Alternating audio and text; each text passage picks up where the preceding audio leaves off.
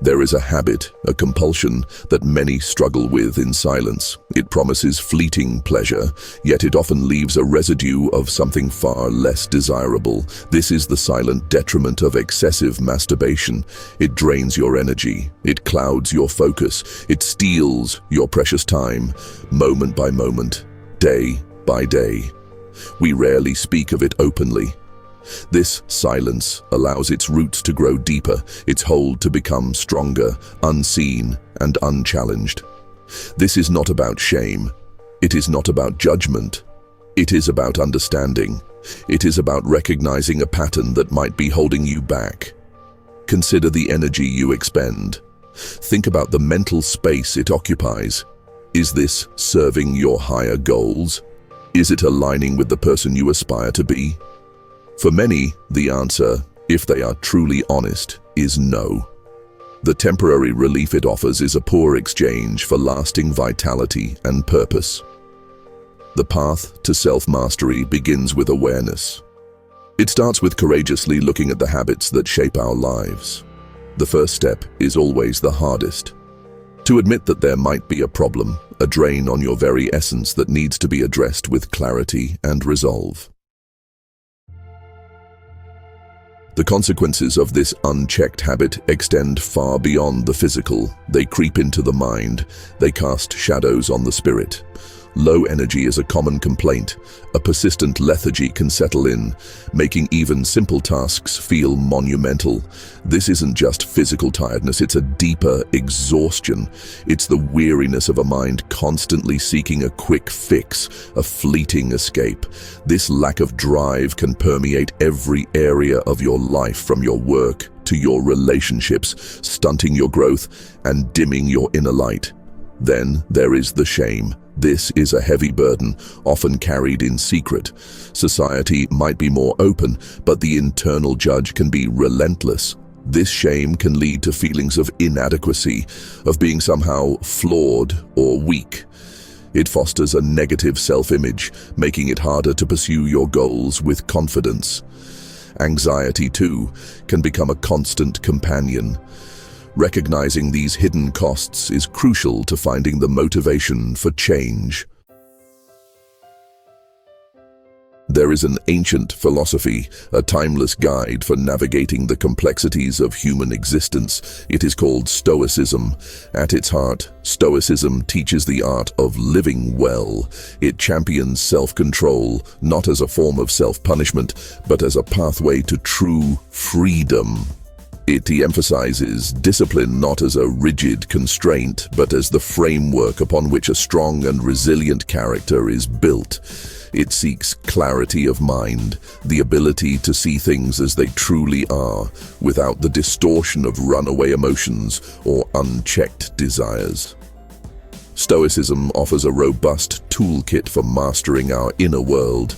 It teaches us to differentiate between what we can control and what we cannot.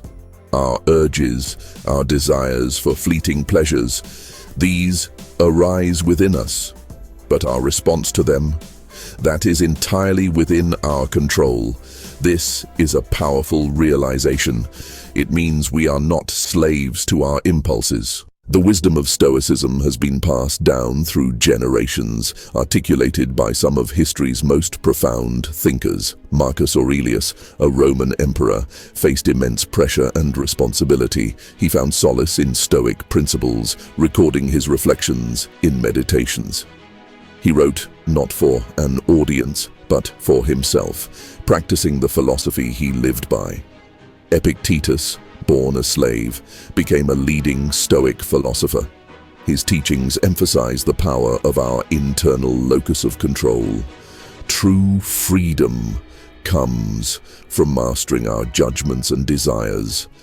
Seneca, a statesman and advisor, wrote extensively on Stoic ethics. His letters offer practical advice on living a virtuous life. These figures were not abstract philosophers.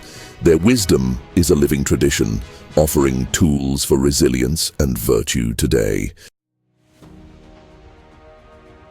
How Stoicism severs the tie to compulsion. Stoicism helps with habits like excessive masturbation. It begins with a shift in perspective. Stoicism teaches disdain for fleeting pleasures that enslave us. It's about living a life of virtue and reason. The satisfaction of self-mastery surpasses momentary release. Stoicism provides tools for impulse control. One key technique is to pause before acting. Ask yourself, is this truly beneficial? This pause breaks the automatic chain of stimulus and response. It allows you to choose your action, not be driven by impulse. By cultivating indifference to fleeting pleasures, we lessen their power over us. Section 6. The Forge of Virtue. Practical Stoic exercises for self-mastery. Stoicism is not just a philosophy to be read, it is a way of life to be practiced. It offers concrete exercises to forge virtue and strengthen self-control. Journaling, for instance, is a powerful Stoic tool. Each evening, reflect on your day. Where did you act in accordance with your values? Where did you fall short? Specifically, regarding an urge, did you resist it? If so, how? If not, what were the triggers? This honest self-assessment, done without harsh judgment but with a commitment to improve, is crucial for progress. Consider the practice of voluntary discomfort like taking cold showers. This is not about masochism. It is about building mental resilience. By willingly exposing yourself to minor discomforts, you train your mind to endure. You prove to yourself that you can withstand unpleasant sensations without breaking. This strengthens your willpower, making it easier to resist the soft allure of an unhelpful habit. Morning reflection is another vital practice. Start your day by contemplating the challenges you might face, including internal ones like temptations. Prepare your mind. Section 7. Daily Rituals. Building a fortress against impulse. To truly overcome a deeply ingrained habit, sporadic efforts are not enough. You need consistent daily rituals rooted in Stoic practice. These rituals build a fortress brick by brick against the siege of impulse. Begin each day with intention. Before the world rushes in, take a few moments for quiet contemplation. Reaffirm your commitment to self-control. Remind yourself of why you are choosing this path. This sets the tone for a day lived with awareness rather than on autopilot. Throughout the day, practice mindfulness of your thoughts and urges. When the desire arises, don't try to violently suppress it. Instead, acknowledge it calmly. As an observer. Label it. This is a craving. This is an urge. Then, remind yourself of your Stoic principles. Section 8. Living with arete, the purposeful path to freedom. The ultimate aim of Stoicism is to live a life of arete, meaning virtue or excellence.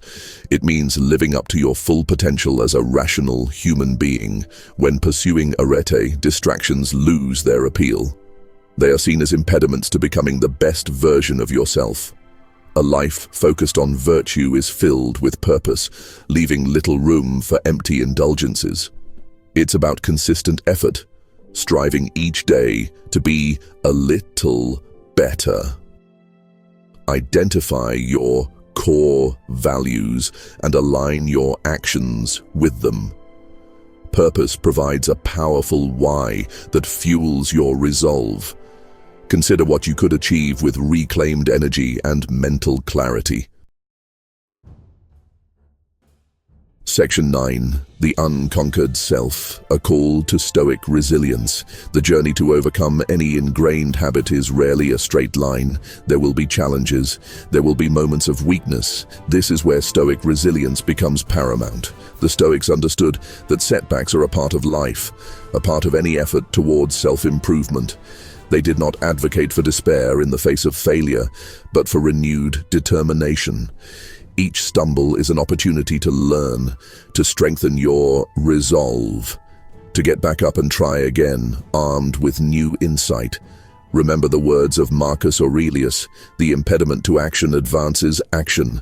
What stands in the way becomes the way. Use the struggle itself as fuel. Let the discomfort of an urge, the frustration of a slip-up, remind you of why you started this journey. Let it harden your commitment. The Stoic does not seek an easy life, but the strength to endure a difficult one with grace and virtue. This battle for self-control is a training ground for that very strength. The path to an unconquered self, free from the chains of compulsion, awaits your first resolute step.